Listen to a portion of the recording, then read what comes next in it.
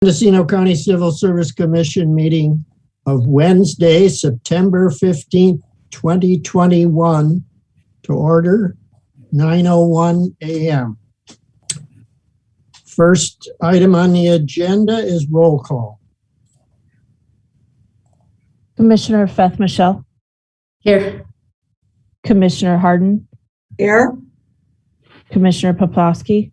Here. Commissioner Ebium is absent by prior arrangement. Okay. Number 2 on the agenda is approval of the minutes of the July 21st, 2021 meeting. I'll move to approve the minutes as submitted. I'll second. Okay, it's been moved and seconded to approve the minutes of July 21st, 2021. All in favor, say aye. A roll call, I guess. Roll call. A different meeting here today. Commissioner Harden. Yes.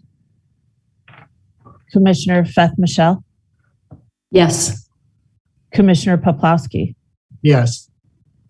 Motion carries unanimously.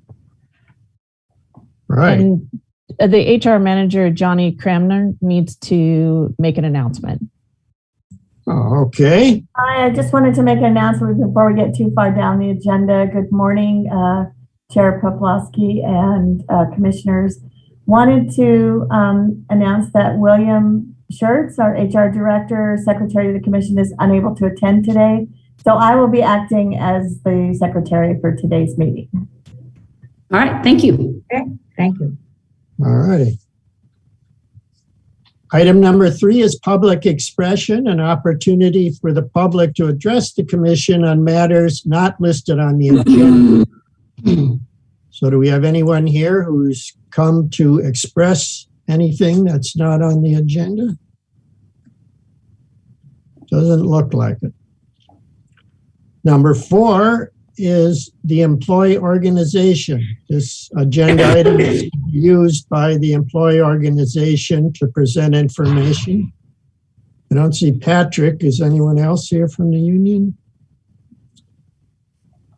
Okay, we don't have any closed session today, I believe. So now we're down to the work of the day. Item number 6, classification studies. The first item, 6A, is agricultural standards specialist classification specification modification. Good morning. Johnny Cranmer, Human Resources Manager. I'll be presenting this item today. So if you recall, back in April of 2021, Human Resources brought to the commission an item to adopt a supervising agricultural standards specialist as requested by the Ag Commissioner, Jim Donnelly. And it also included a recommendation that the commission adopt proposed modifications to the existing class specs related to the lifting requirements of the Ag Standards Specialist. The commission had many questions about the supervising classification,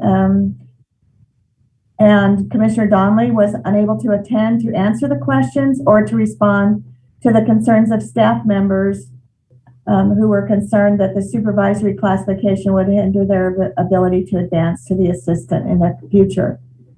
So the entire item was tabled without action from the commission. So we wanted to update you with regard to the supervising ag standards specialist. After the April 21st meeting, Commissioner Donnelly informed Human Resources that he would like to address this at a later date as his time permits.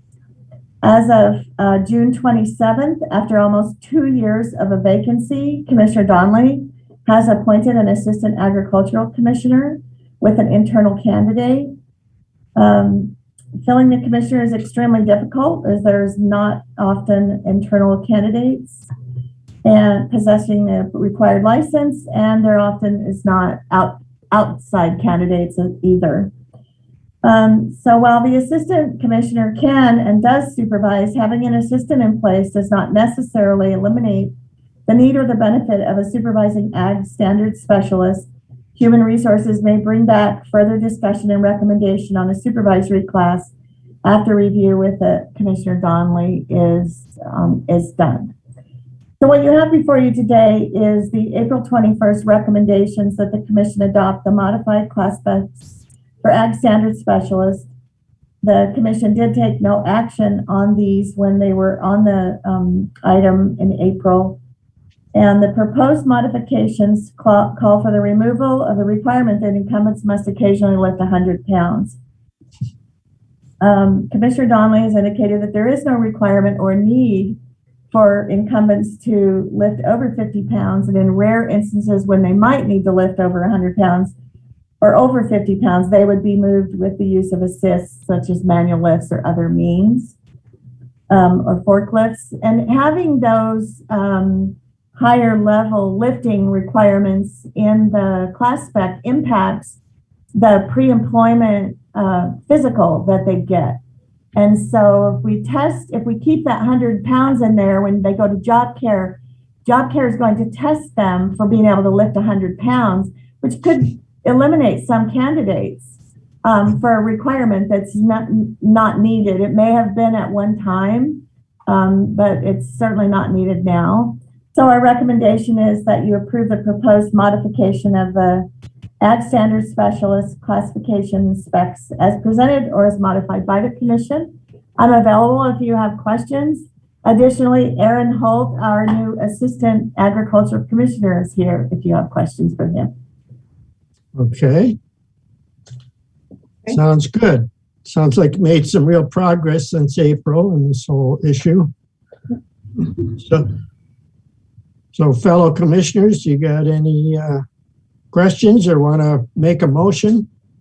I'll move that we approve the proposed modifications as presented. Could I just ask one clarifying question? Sure. So I didn't have a question on the on the spec as it was presented, but Johnny, you made the comment that the 100-pound lifting requirement isn't needed because they can use a forklift. And so forklifts require special training, and does that need to be addressed in the spec, or is there somebody from some other department that would operate that? I can answer that question. Good, thank you. That was going to be my suggestion. Yeah, it was after getting it all straightened out, we have come up with a program between risk and basically we are certified to do internal forklift training now. So we've all taken and passed forklift training and okay. Are able to administer that on a needed basis and a renewal every 3 years. So Johnny, does in the other specs where forklift operation is required, is there something noted in the spec, or is there something that needs to be in? I guess just remember reading, like wastewater treatment and corp yard job specs when I was both at Lakeport and Fort Bragg, and we used to have something in the specs, but I don't remember what it was. I think there probably is a class spec, maybe for stores coordinator, mail tech, that has a requirement for forklift, but I'm uncertain if it's a requirement, for everybody, or if it's just a requirement for people who might be called upon to do that. So I'm not certain if we'd want to make it a requirement. Or just in the abilities? Unless the department is going to say that everybody needs to be certified. I don't know that everybody needs to be, and they may just need to have some staff, and only those people that are certified would be operating the forklifts. So right. There's no real mention of forklifts in the class spec right now. So if we were to add using forklifts to the class spec, we would then add that in order to do that, they would need to be certified. Right. So if you have, it just seems to me like under the knowledge, skills, and abilities, you should probably mention the ability to operate a forklift, and if so, the ability to be certified. Otherwise, you have, it's not even mentioned, but yet it's a requirement of at least one of the staff member or some member of the department to operate it. And I'm fine approving it with the amendment that Human Resources decides to put in here as it relates to forklift operation. I'm not suggesting that I want to hold it up and bring it back. I don't think it's a material change, but it concerns me that if you have to operate a forklift, that it's not noted in the spec. I think I could probably talk to Aaron and Mr. Donnelly regarding, some proposed language, if you want to approve it with that caveat, that we can add.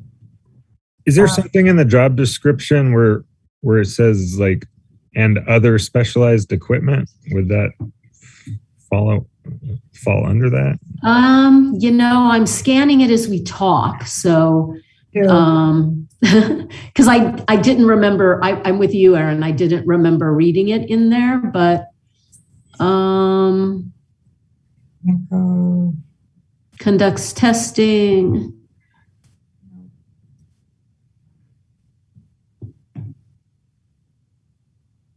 Let's see. I don't see it under material or equipment used, and I don't see it in the examples of duties. We could put that in there. Aaron could probably speak to how often it might need to be used, and we could put that in there under equipment used, and then we could put at the bottom under the MQs that certification for forklift operation and subsequent renewals required in order to perform any duties related that require a forklift. I'm fine with, it was Marilyn's motion to approve, but so I'll let her decide if she wants to amend her motion. Oh, sure. Yeah, let's, I don't have a problem with that. I'll amend my motion. Okay, to include language regarding the occasional use of a forklift and the required certification. And I'll second that motion. Okay, it's been moved and seconded with some modification that we approve this spec modification. So roll call. Commissioner Harden, Yes. Commissioner Feth Michelle, Yes. Chair Popowski. Yes. Motion carries unanimously. Okay. Well, that was good to see. Thank you. And now we're up at 6B, Supervising Juvenile Corrections Officer. Classification, specification, modification. Hello again. It's me presenting, Johnny Krenner, Human Resources Manager. What you have before you today is as a result of the implementation of SB 823 that mandates the closure of California Division of Juvenile Justice intakes. This went into effect July 1st. The probation department, specifically Juvenile Hall, will need to assign a program coordinator to implement and oversee an expanded and more long-term programs and services offered in Juvenile Hall. With the facility growth expected that includes secured track youth population and dual jurisdiction youth, it will be important to have and coordinate these expanded programs and services while also maintaining flexible level of supervising juvenile corrections officers that meet compliance and standards. It is believed that assigning program coordinator duties to a juvenile corrections officer will provide the flexibility needed and a consistency in the coordination of the programs and services. The current classification specification does indicate the performance of special projects and other duties as assigned, but the program coordination will be a regular assignment that is more specific than the broad statements above. Therefore, you have before you proposed modification that address the assignment of program coordinator duties to a supervising juvenile corrections officer. Human Resources recommends that the commission approve the proposed modifications of the supervising juvenile corrections officer as presented or as modified by the commission. I'm available for questions, as is Katie Ford, the assistant CPO, and Matt Finnegan from the probation employees bargaining unit. Okay, I have a question. This first sentence talks about a bill that implemented the closure of California Division of Juvenile Justice. I don't really know anything about that. Can you explain that? What went down with that bill? That was my question. I can help with that. DJJ essentially in layman terms is the youth version of prison. It's for those youth who have committed serious or violent crimes and have been sentenced to what was formerly CYA and is now DJJ. SB 823 implemented the closure of the state detention of youth and is implementing it back to the local levels in local county what is now will be called secure track youth. So DJJ is the division of CDCR that works with the detained youth. So that means that we here in Mendocino County have to change our detention center to take in people who might have been in a more real prison? Correct. So we have a few youth who are currently at DJJ. In addition, at any time if a new offense was committed, those youth, if they were ordered into a secure track setting, as of July 1st, DJJ is no longer taking new youth. So at any given time, there could be the potential for a new secure track youth that would require long-term programming in our facility, because the secure track youth can be up to the age of 25, meaning we could have up to the age of 23 to 25-year-olds in our juvenile hall facility.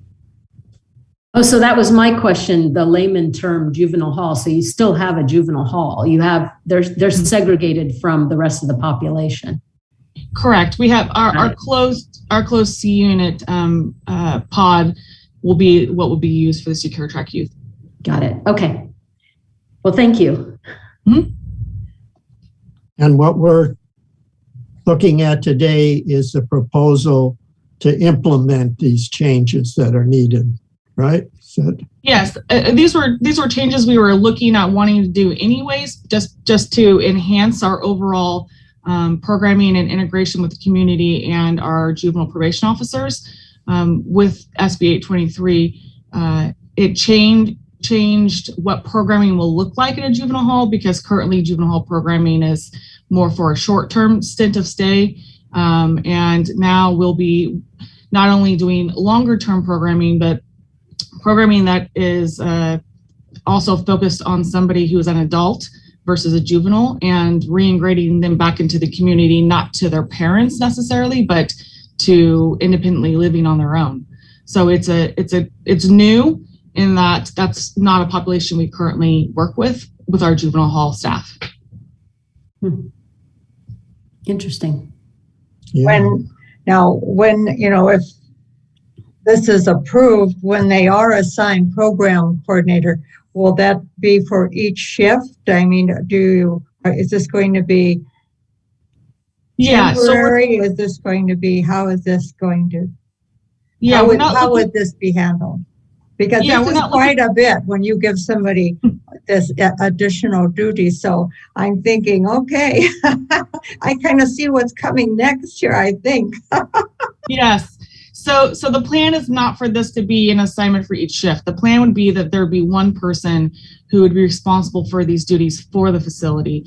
And and specifically because we feel like it would have better coordination if it wasn't between each shift, because it's kind of combining everybody together with having one person overseeing the program, ensuring consistency and things are happening the same for all shift times. But so no, it's not something that we're looking to divvy up between all of the current SJCOs. We're looking to have one person coordinate all of it. And so this is a supervising. So this is a supervising juvenile correction officer. So they would be coordinating the implementation of that program with juvenile correction officers who aren't in a supervisory role. Correct. Okay. I understand. Yeah, they'd be coordinating with the SJC or the JCOs, the juvenile probation officers, any of our transition plan committee team members, CBOs who are providing the programming, and et cetera, Got it. Okay. Thank you. Uh-huh. Well, I'll move to approve the spec as presented. And I'll second. I'd like to make a comment from the union before we do that, if that's okay. Okay, Matt, go ahead. Thank you. Let me just put my hand down here. Otherwise, I'll forget to ever put down. So my name's Matt Finnegan. I'm the representative from Teamsters Local 856, which represents the juvenile hall, both the supervising correctional officers and the juvenile correctional officers. Over the last few days, I have figured out what's going on here, and the department and HR and the members I've talked to everybody about what's going on, and I think overall everybody thinks this is a good idea and necessary. So the fact that the sentencing, these are going to be longer term sentences or stays, right? So there has to be some kind of new programming. I do want to say I have a suggestion about how it's implemented, because what Katie Ford is saying is this is going to be sort of a standalone like program coordinator. It's going to be a supervising juvenile hall person, but want to try to make sure that, because we end up short-staffed like everybody, that this position doesn't get sucked into the regular rotation, and then they're trying to do both, right? Doing the supervision of the staff and other stuff, and trying to do all the program coordinating. So I think it's on the second page. Let me look real quick here. Yeah, the second page where they've proposed, HR and the department have proposed adding the new program coordinator duties. It says when assigned as a program coordinator, and then there's sort of a parentheses. It says performs the above on an as needed basis. My suggestion from the union and from the members would be is that there be some language that say the following duties shall be the primary and or majority of the work assigned to this position. Meaning so that when someone's assigned to the program coordinator position, they're in that box for the majority of it. Obviously, they're going to come back and help out, breaks or people call in sick or whatever. But their main task is going to be the program coordination, because the feedback I got from the existing juvenile hall supervisors, and this is going to be a new position, so there'll be an additional fourth one, which is good news, is there's no way that we could take on these duties with what we already have, right? And it sounds like this is also going to be a position that people can either apply for externally or indicate they want to be considered for it internally, and this would bring them out of the regular rotation. So anyways, my long-winded way of saying I would like to see some kind of majority language or primary duties being identified as those 5 bullet points that are being added, if that makes sense. Thank you, because that answered my question, because as I looked there, I thought, how could they couldn't do both. So that's what I was trying to wrap my mind around. So now that you said it's a standalone, and there wouldn't, that's all they would be doing when they were assigned this program coordinator. Okay. I can see. So I don't know what are your thoughts, Terry and Jenny? Are you willing to? Well, I'd like to hear from Katie or from Johnny. Or Johnny, yeah. Right. So exactly what Matt said is the intent, that is the primary duties. For the exact same reason Matt noted, we are a small agency, and so we do need to have the flexibility for those, scenarios that may require, one of the supervisors is that training for the week, whatever the scenario may be, where they need to have to help pitch in for other normal SJCO duties. But for all intent purposes, the goal is for these to be the primary duties, and ensuring that this coordination is happening and it is not a focused scenario for the other SJCO normal duties. It's just providing the flexibility in the if need be scenario. So I don't have an objection to having a primary or whatever the other word Matt used, language noting that this is the intent. Majority was like either percentage wise, it'd be over 50% or the majority and primary. Johnny? Yeah, I'm fine with adding the following shall be the primary, and we can put majority in there too, primary/majority duties, with the above duties on an as needed and then as backup, which I think as needed covers backup, but we may want to put that in there. Yeah, I don't think you need primary and majority. I would just say that when assigned as the program coordinator, performs it should say really performs the below, not the above, right? Performs the below as a majority.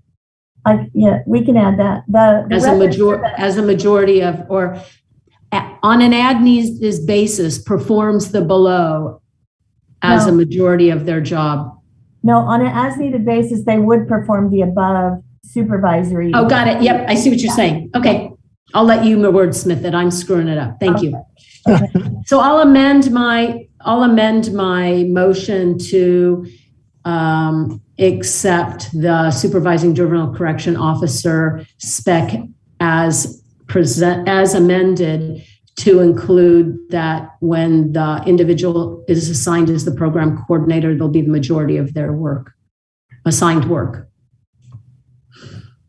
Okay. Sound good? Thank you. Mm-hmm. All right. So we've got a motion. Yeah, and I seconded. Okay. We have a second. Motion and second to approve the spec as we have recently modified it. So it's roll call again. Commissioner Harden? Yes. Commissioner Feth Michelle? Yes. Chair Poplawski? Yes. Motion carries unanimously.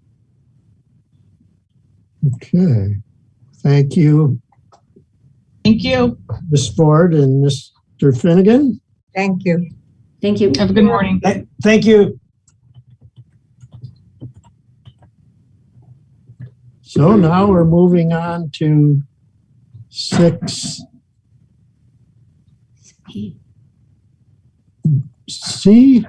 Yeah. And Which it's is, Yeah. okay. And that is the information systems classification, right? Yes. So the county functions with a centralized information services department that serves the county's information systems and technology needs. However, County Policy 22, the information technology policy, allows information technology positions to be allocated to other departments when approved by the information services director. The importance of a centralized services is recognized by the county And at this time, IT positions exist outside of the centralized departments, only in social services and the sheriff's office. The IT classification specs have inconsistent reporting departments, such as some say IS, some say general services, some say executive office, others say various. Human Resources proposes and seeks commission approval to modify all of the current IT classifications with the following language. The department will be identified as information services, and the reports to would be, as an example, IS operations manager. It could be a network services manager that they report to, but that would be dependent upon each classification.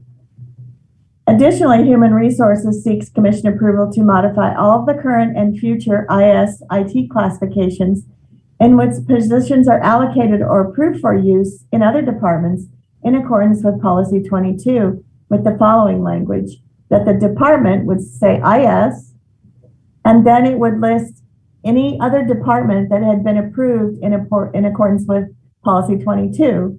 For instance, currently, if an information services specialist is approved for the sheriff's office or the social services, it would indicate that alongside of IS. And then we would update that we're seeking approval to update those in the future so that if the IS director approved, say, an IS tech for human resources, we wouldn't need to come back to the commission to get that reporting department changed. We could just add it. So we're seeking approval to add future as departments are approved rather than bringing each one back to you, because Policy 22 allows for that. And so it seems a little bit redundant to have you approve, updating where it reports when it's been added, and it would only be added in accordance with Policy 22. So the following classifications are currently allocated or approved for use in other departments in accordance with Policy 22. Applications Developer Analyst 1 is approved for the Sheriff's Office. Computer Operations Manager is approved for the Sheriff's Office. Information System Specialist is approved for Social Services Department. Information Systems Technician 1 and 2 is approved for Social Services Department. Network Systems Analyst 1 and 2 is approved for Sheriff's Office and Social Services. The proposed changes to these class specs do not alter the allocation or the department designation of any existing positions. The changes to the class specs will provide clarity as to where the positions are allocated and where they report. Human Resources recommends the commission approve the proposed class specs as stated above or as modified by the commission. I'm available for questions. Also, Steve Dunnicliff, who is a Deputy CEO who's overseeing the Information Services Department right now, is also available for questions. Okay, so do we have a motion? I'll certainly move to approve the proposed classification specification modifications as stated. Okay. So I just have one question. So Policy 22, how long has that been in effect? Since the 90s, I believe, and it's been updated a couple of times, and it probably is in need of updating again, but I need to get on the website to see. That's fine. It's been in for a long time. It's been That's not a new policy. Okay. So then, but I don't remember seeing specs coming to us with changes for individual departments in the past. So what's changed? Well, technically what happens is when we bring a spec to you as a new spec, it might have in the past said information services, but then for a while, information services was under general services. So if we brought a new spec back to you, during that era, it would have said general services. Some of the positions, like computer operations manager that were allocated to the sheriff's office and to social services, might have said various. So when we're looking at this, we realize they're all over the place. There's no consistency. And and they are, you know, potentially leaning.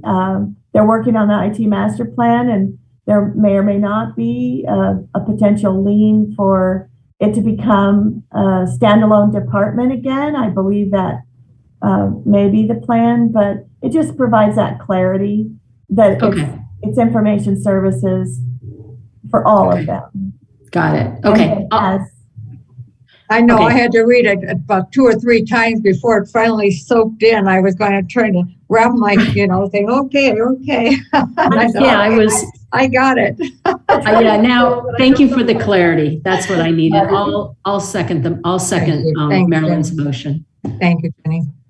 Okay, it's been moved and seconded that we approve the modification of the proposed information services classification. Roll call.